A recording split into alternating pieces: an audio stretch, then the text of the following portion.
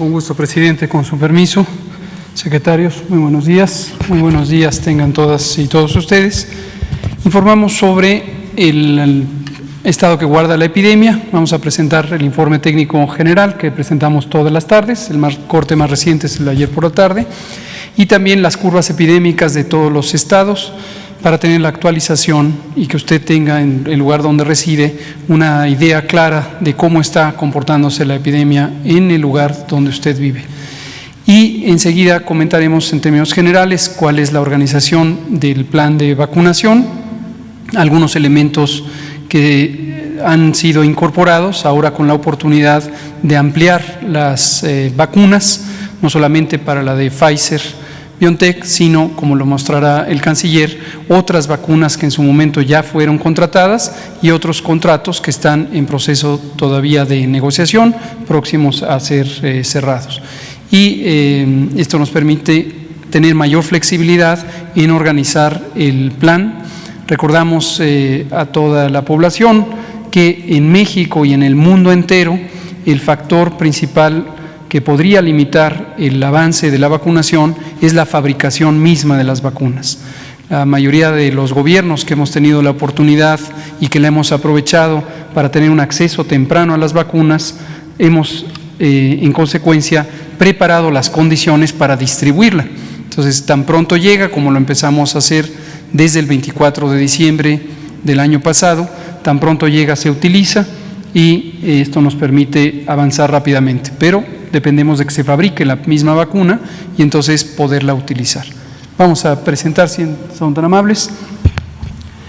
Aquí tenemos en el informe técnico la curva epidémica de casos estimados. Recordar que la utilidad de esta curva es poder ver la perspectiva hacia dónde va la epidemia, si va subiendo, si va bajando o si está estable. Es característico ya en nuestro país que tuvimos un punto máximo en la semana 29 del año pasado, que es la última semana de julio.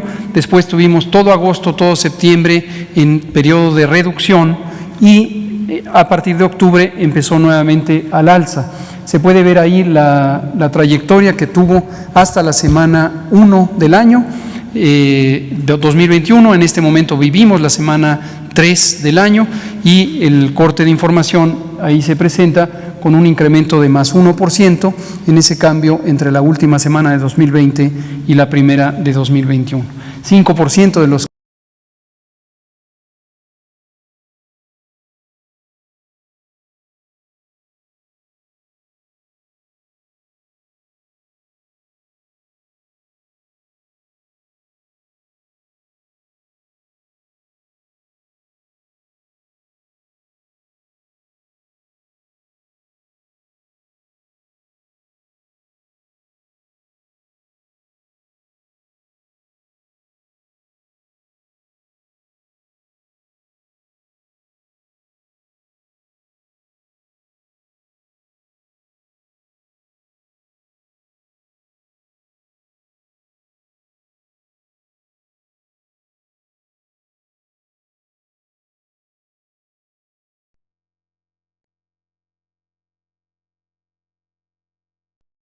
se ha hablado también mucho, lo hemos explicado varias veces y debe distinguirse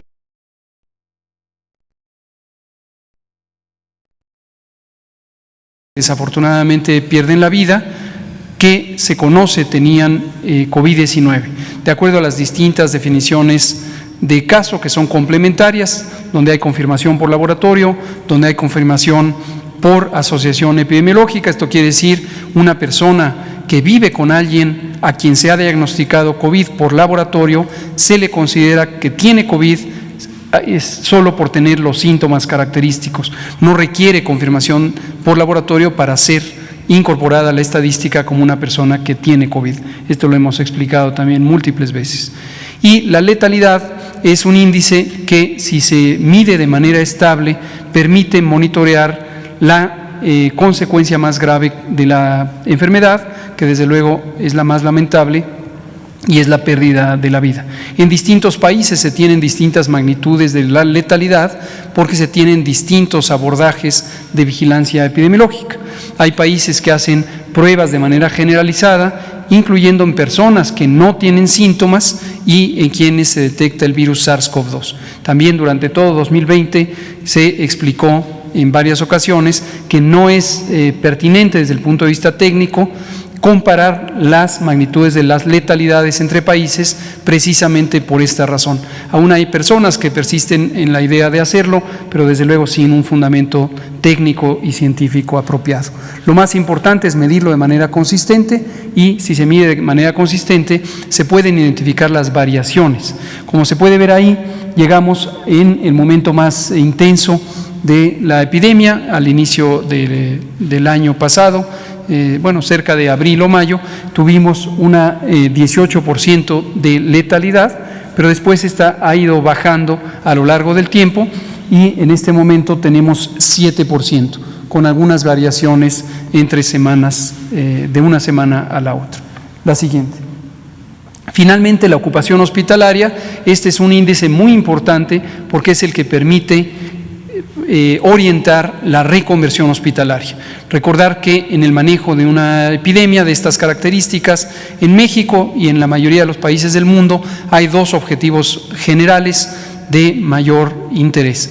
El primero es reducir la cantidad de contagios y esto se hace con una serie de intervenciones de salud pública que tienen que ver con la reducción de la movilidad de las personas en el espacio público. Y esto lo que resulta, como también lo comentamos extensa y repetidamente a lo largo de 2020, es en una velocidad de propagación menor que implica que no se tenga una epidemia explosiva.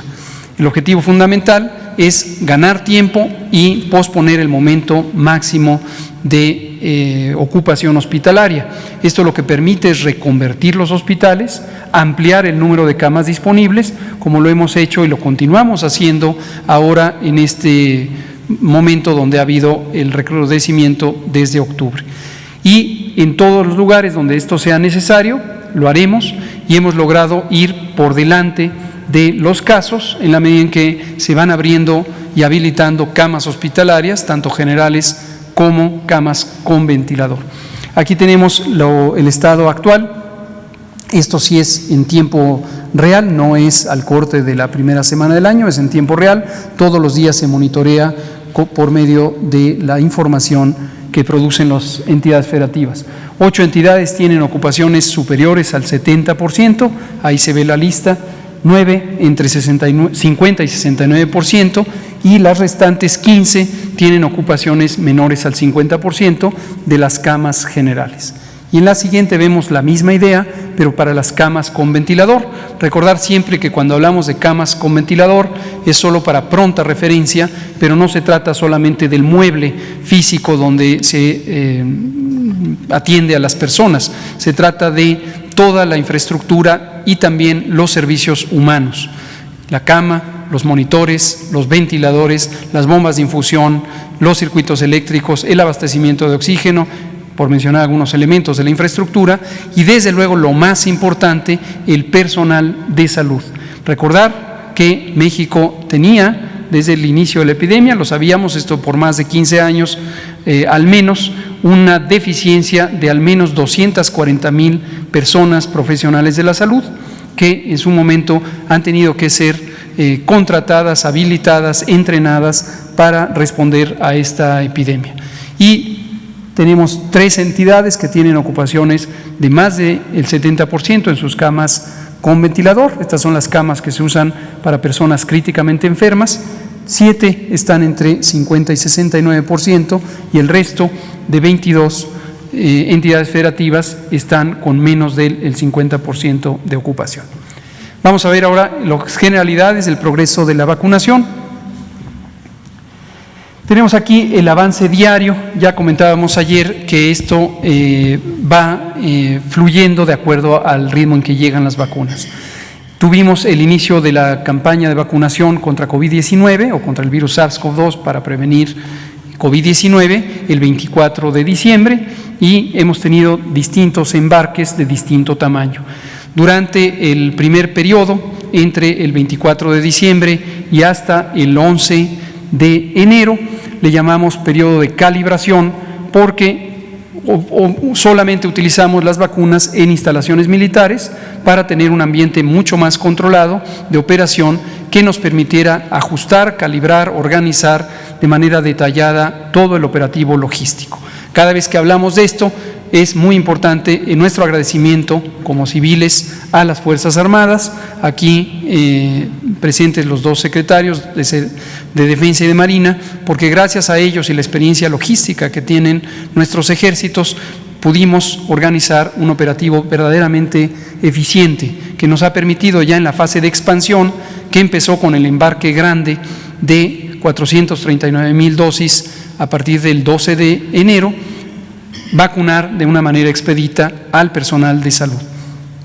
Ahí tenemos, por eso suben el tamaño de estas columnas y muestra cómo día por día se han ido utilizando las vacunas. La razón por la que cambia la velocidad, lo cual vemos en la siguiente gráfica también, donde súbitamente a partir del 13 de enero vacunamos una gran cantidad de personas diarias, pero después se hace un poco más lento, es porque empezamos por los hospitales más grandes, donde hay más personal de salud de primera línea, y después son unidades un tanto más pequeñas, donde obviamente hay menos personas por vacunar. Prácticamente se ha terminado con este paquete de vacunación, la siguiente, y aquí se puede ver su distribución en primeras dosis y segundas dosis, en la medida en que 21 días después de la primera ya se está poniendo la segunda para completar el esquema. ¿Cuál es la importancia de la segunda dosis? Es aumentar el porcentaje de eficacia.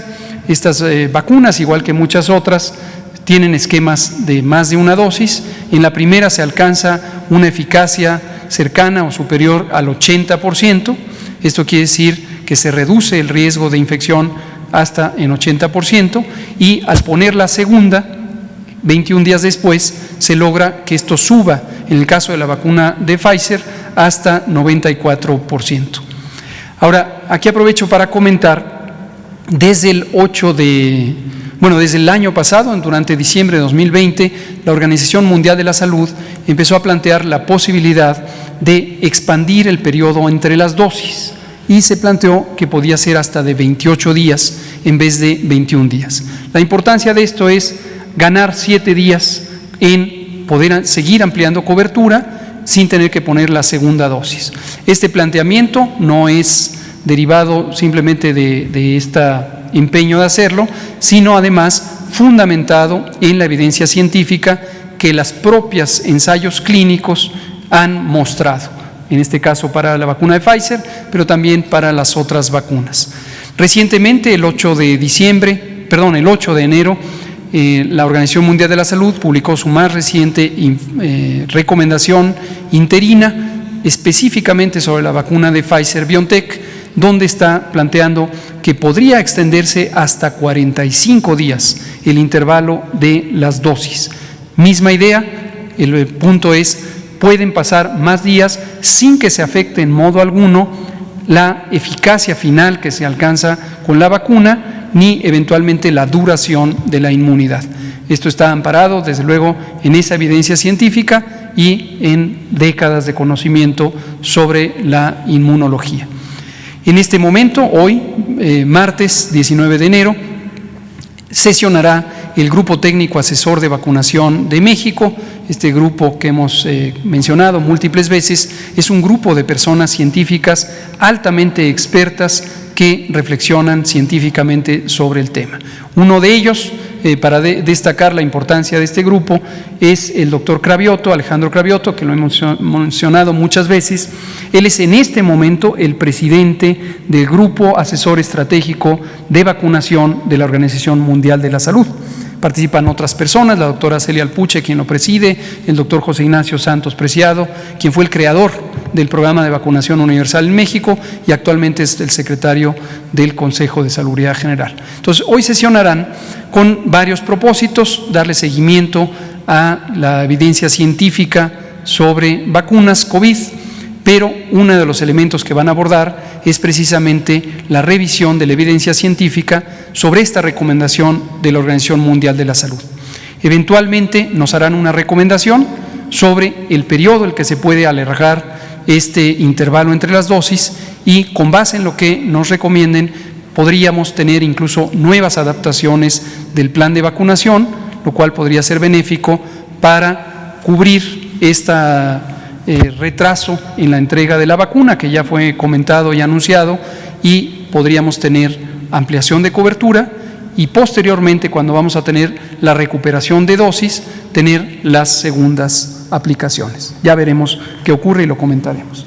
La siguiente y penúltima es cuántas entidades federativas participan. Todas. Destacamos, creo que a estas alturas ya nadie se confunde, que 32 entidades federativas, que es el total de las entidades federativas de México, tienen el mismo nivel de prioridad. Nadie tiene preferencias sobre otro, toda la población mexicana es relevante. Por lo tanto, la vacuna se distribuyó a todas las entidades federativas y se seguirá distribuyendo a todas las entidades federativas.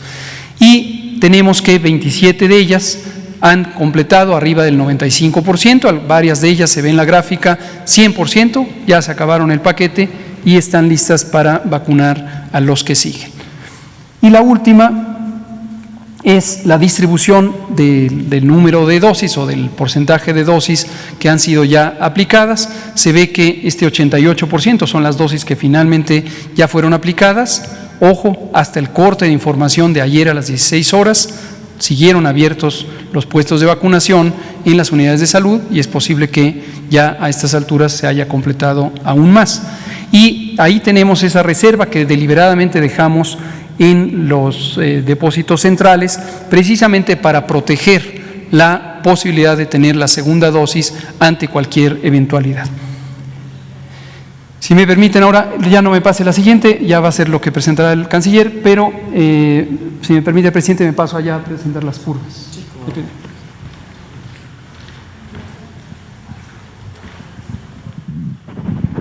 Antes de presentar las curvas y terminando con el tema de vacunación, comento en términos generales lo que hemos venido explicando, la panorámica del plan de vacunación.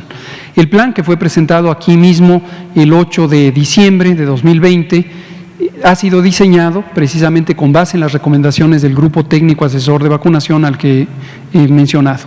Y es muy semejante al que tienen muchos otros países, por ejemplo, Reino Unido, otros países europeos, Estados Unidos, Argentina, varios países hemos tenido a bien incorporar las recomendaciones generales de la Organización Mundial de la Salud y también adaptarlas a las condiciones tanto epidemiológicas como sociodemográficas de nuestro país.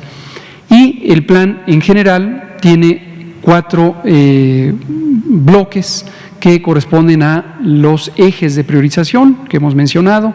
El primer elemento es vacunar a quienes nos protegen, los miembros del personal de salud de primera línea. Esto lo hemos destacado, es el personal que está directamente expuesto o mayormente expuesto a las personas que tienen COVID-19 y por lo tanto tienen el mayor riesgo de ser contagiadas, el personal de salud de primera línea.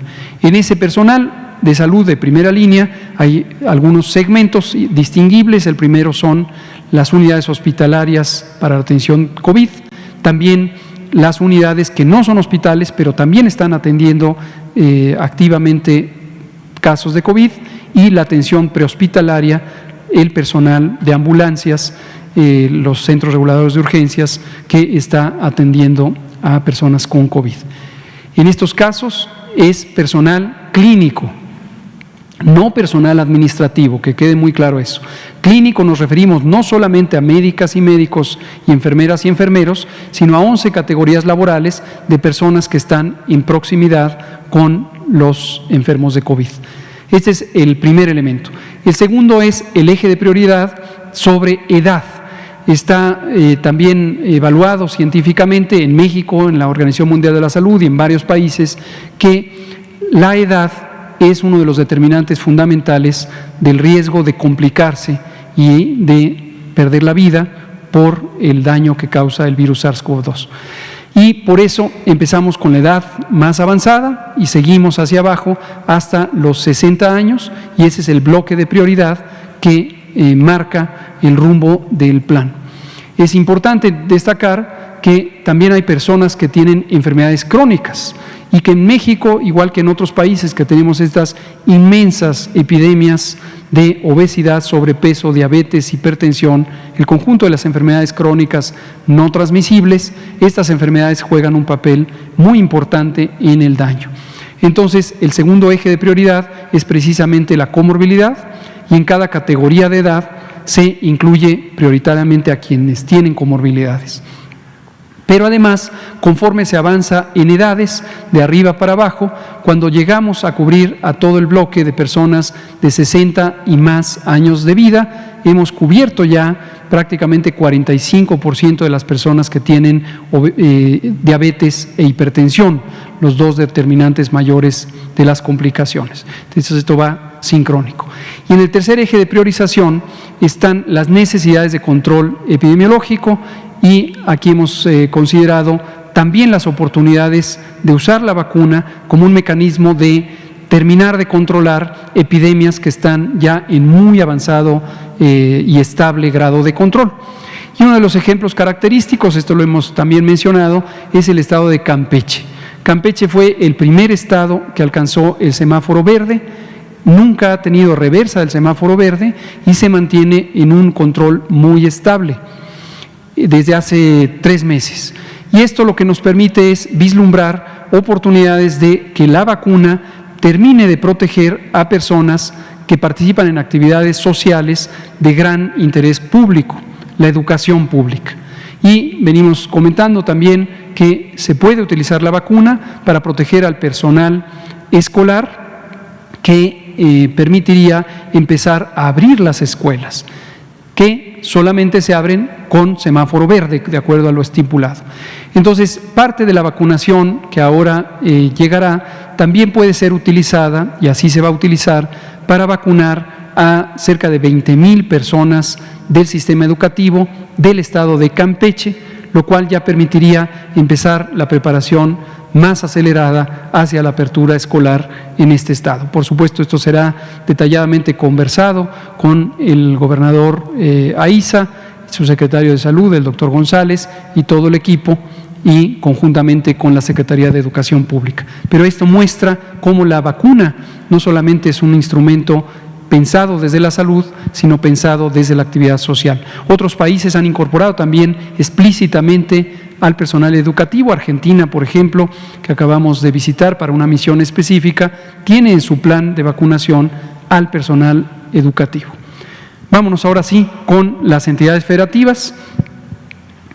La panorámica nacional en un mapa de intensidades de color, se puede ver rápidamente aquellas entidades federativas que tienen los colores más claros, están en menor intensidad epidémica, los que tienen los colores más oscuros tienen incidencias mayores. La siguiente. Aquí se ve la curva epidémica de casos estimados, es la misma que acabo de presentar y se puede ver la tendencia. En general, en todas estas curvas que presentaré está la curva de defunciones y en las que son estatales se verá aquí un recuadro en color verde que muestra la curva de defunciones. Y el segundo panel es la hospitalización. Este será el proceder, vemos la siguiente, que tendremos para todas las 32 entidades federativas.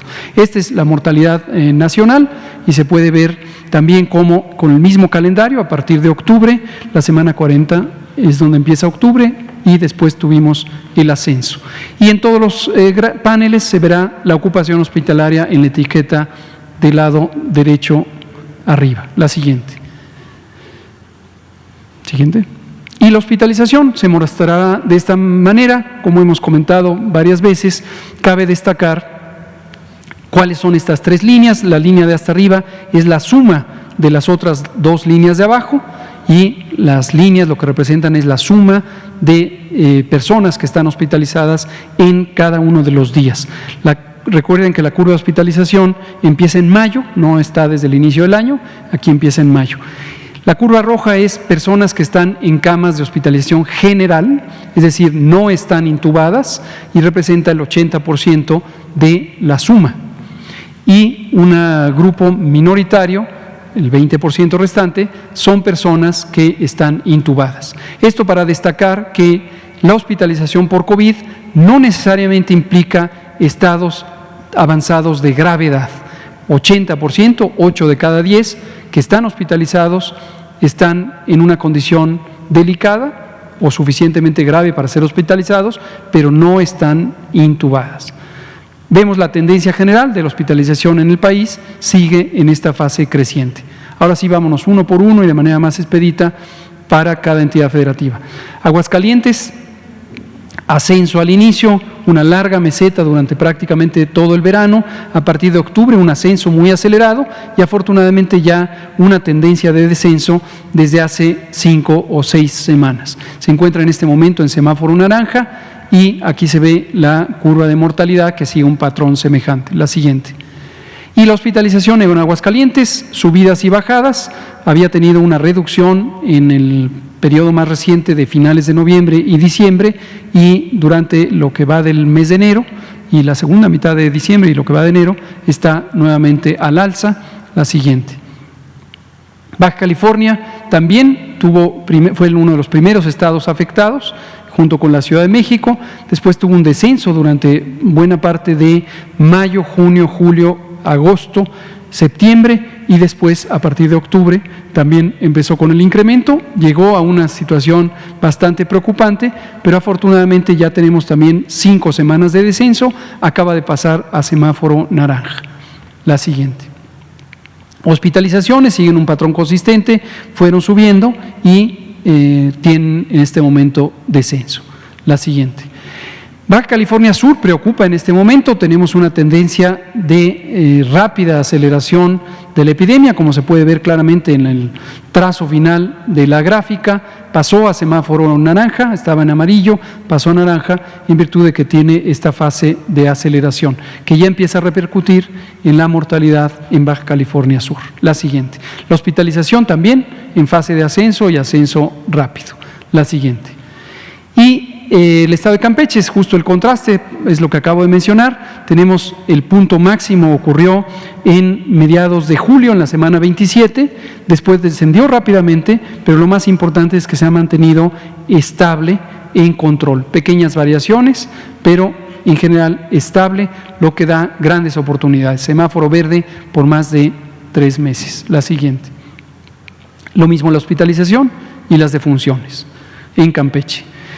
En Chiapas tenemos un patrón semejante, tuvo una reducción súbita, tanto inesperada, y después llegó a una fase de estabilización que se mantiene, tiene un pequeño incremento en las 4 semanas más recientes y un incremento en la mortalidad, acaba de pasar a semáforo amarillo, la siguiente, proveniente del verde, también porque tiene ahorita un ascenso en la hospitalización, la siguiente.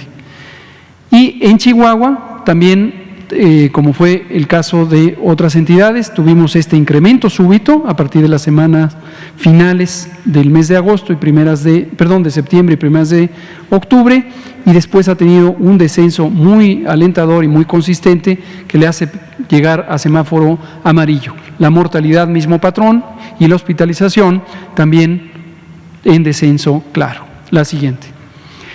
La Ciudad de México.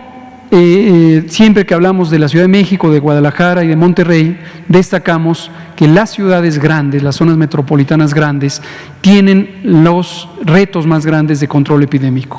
Solamente por la densidad poblacional y el tamaño hace muy lento el cambio una vez que se implantan las medidas de prevención. Y esto es importante tomarlo en cuenta porque los cambios se van viendo en forma más lenta. Lo que vemos es este largo periodo de meseta que tuvo, a pesar de ser esta zona metropolitana la mayor del país, después un ascenso igualmente desde la semana 40 y actualmente bajadas y subidas, permanece, como lo ha destacado la doctora Sheinbaum, en semáforo rojo. Las defunciones también en este periodo de ascenso, la siguiente, y la hospitalización aún en periodo de ascenso. Apenas esta semana empezamos a ver un cambio modesto todavía en la velocidad de las hospitalizaciones. Ojalá que se mantenga y ojalá que el efecto de las distintas restricciones de movilidad que han sido recomendadas a la ciudadanía empiece a tener efecto. La siguiente. El estado de Coahuila, también un punto de bajada, septiembre-octubre, agosto-septiembre, después subida y después un descenso lento con subidas y bajadas. Regresó a semáforo rojo de haber estado ya en naranja. La mortalidad va en fase de incremento. La siguiente, lo mismo la hospitalización, aunque el incremento no es tan acelerado como lo había sido antes. La siguiente. El estado de Colima, un patrón también semejante, descenso desde varias semanas de la primavera y el verano. Después tenemos este incremento y actualmente está en semáforo naranja. La siguiente, la hospitalización en Colima, todavía en fase de ascenso. La siguiente. El estado de Durango llegó a situaciones también preocupantes de ocupación hospitalaria y el número de casos, y tuvo ese impacto también en la mortalidad. Después ha descendido y se mantiene en general en descenso, solamente en las últimas 2 semanas tendencia de ascenso, que ojalá recupere el curso que ya llevaba. La siguiente. Lo mismo la hospitalización, descenso, y en las semanas más recientes ascenso. La siguiente.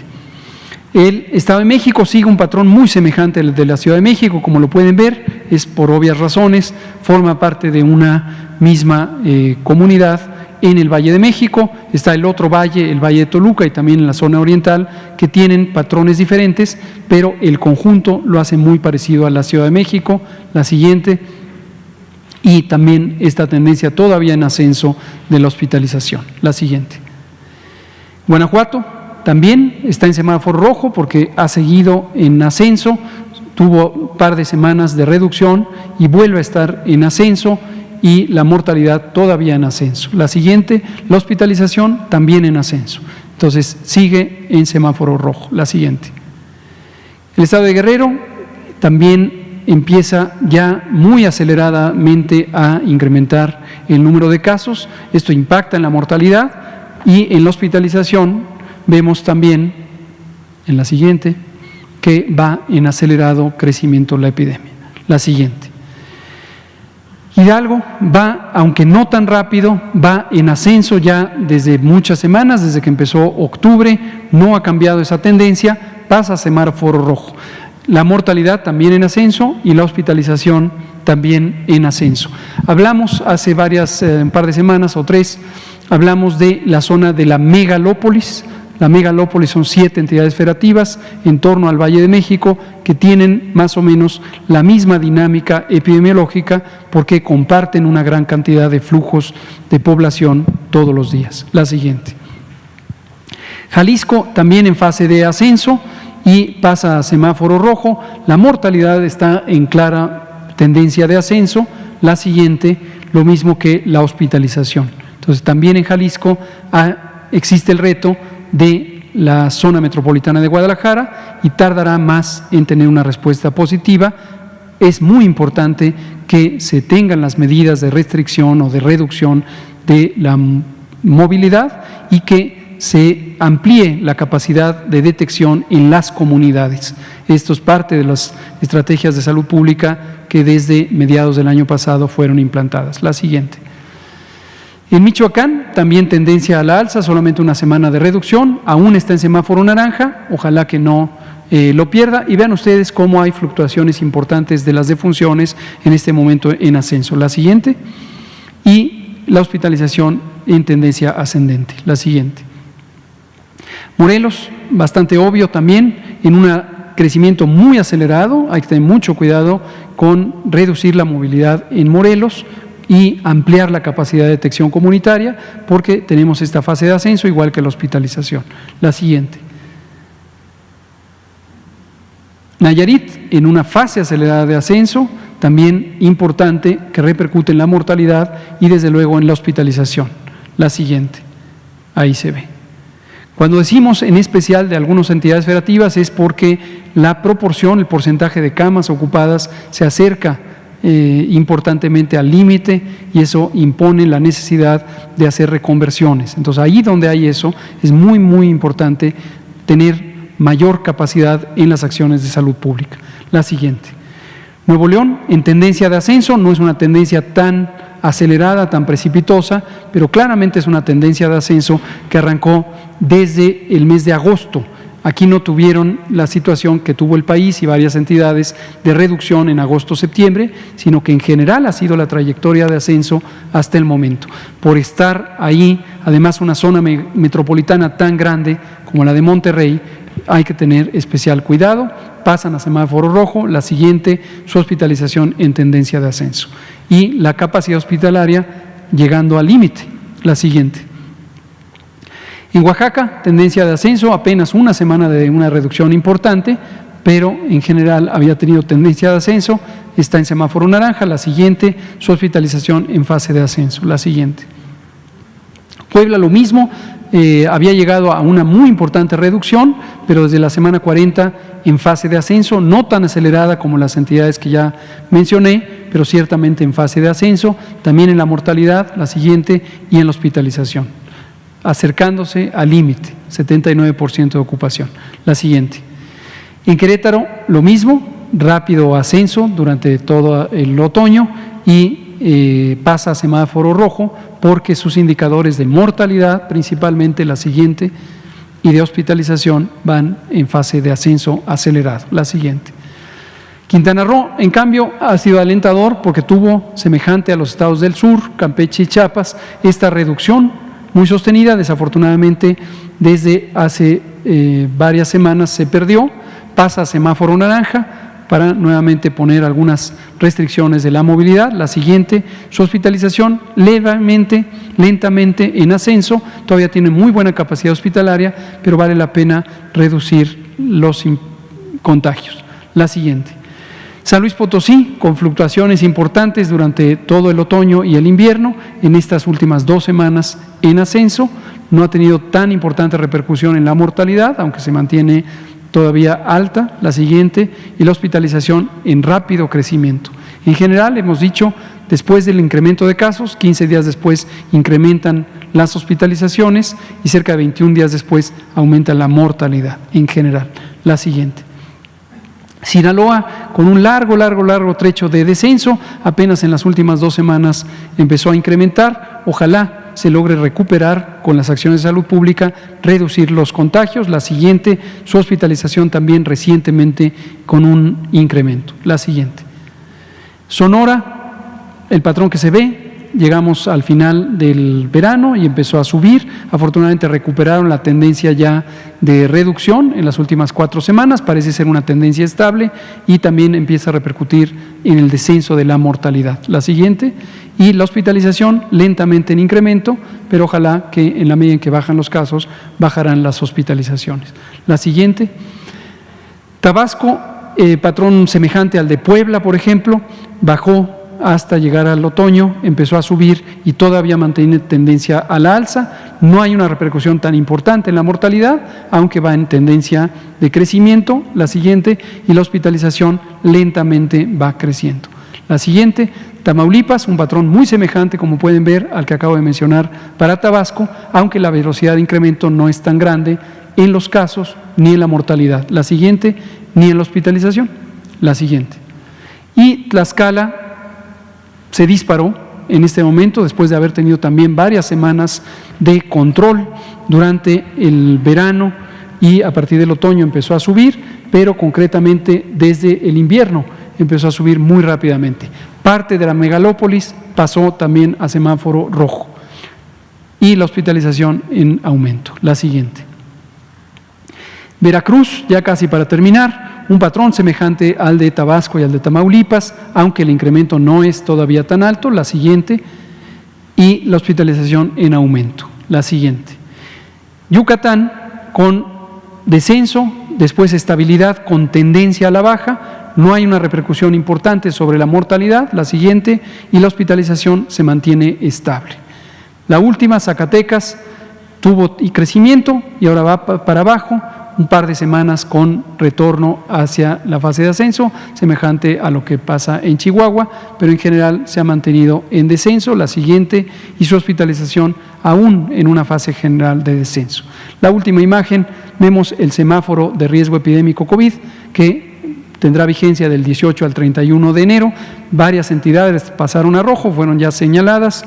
Tenemos Coahuila, Nuevo León, Jalisco, Guanajuato, Querétaro, Hidalgo, Ciudad de México, Estado de México, Morelos y Tlaxcala.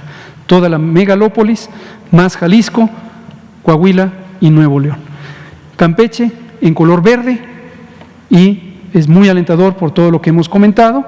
Chiapas en amarillo, Chihuahua en amarillo, el resto en naranja. En resumen, la epidemia sigue activa en México, en el mundo, tiene subidas y bajadas, hay múltiples razones por las que la epidemia se comporta así. Avanzamos y arrancamos ya la vacunación y va a ser muy importante que esa vacunación se haga en forma ordenada, en forma muy organizada, para que empiece a tener los impactos programados, particularmente el de proteger a las personas trabajadoras de la salud, para estar tranquilos que ellas y ellos están protegidos, y enseguida la reducción de la mortalidad que se logrará conforme avancemos en la cobertura de personas adultas mayores. Esto es todo, presidente.